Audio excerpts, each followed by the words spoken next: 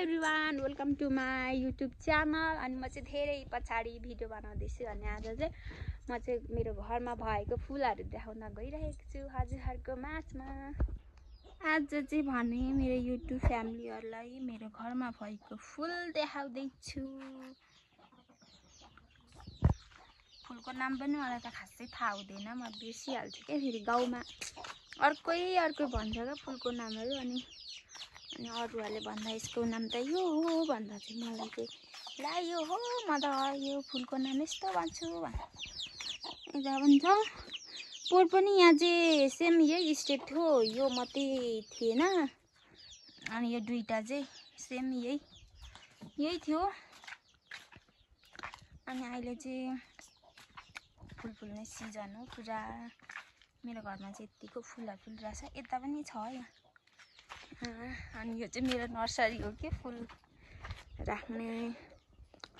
तर यो पालि यता पनि राम्रो फुलहरू छ फुलिरहेको।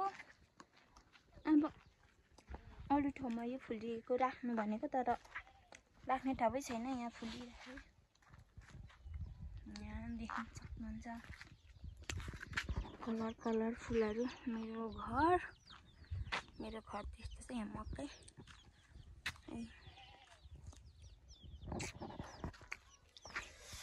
वाउ, कस्तो राम्रो कलर फुलिरहेछ यसमा चाहिँ।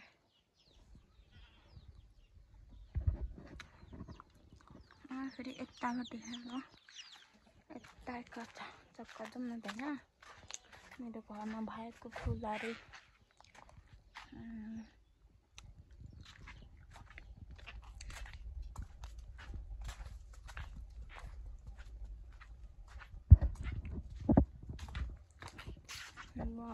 कस्तो दामी फुलिरहेछ है।